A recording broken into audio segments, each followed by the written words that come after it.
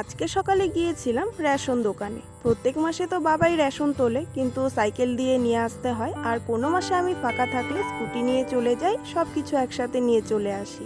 ঘুম থেকে উঠেই দেখি প্রচণ্ড রৌদ্র, আর ওই গরমটার মধ্যেই তো গিয়েছিলাম রেশনে, কিন্তু ওখান থেকে বাড়িতে ফিরতে না ফিরতেই প্রচণ্ড বৃষ্টি শুরু হয়ে গেছে। আর আমাদের যত ছাগল ছিল সব ছিল চড়ে বাঁধা। ওইদিকে মাও রান্নার কাজে ব্যস্ত হয়ে পড়েছিল, তো অগত্যা বাধ্য হয়ে আমাকেই যেতে হয়েছিল। আমার তো এই জল কাদাগুলো বর্ষার মধ্যে একদমই ভালো লাগে না, তারপরেও গিয়েছিলাম। যাই হোক, তারপর ছাগলগুলো বাড়িতে নিয়ে চলে আসি। আর সেই দিন তো আমাদের বাড়িতে ছোট্ট একটা পিচ্চি বুনু এসেছিল, আর দেখো ওর সাথে কি কি গল্প করলাম।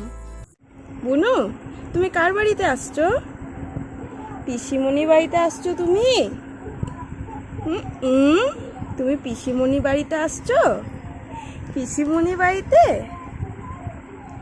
দেখি, একটু তাকাও। ইয়ে, তুমি কথা বুঝতে পারো?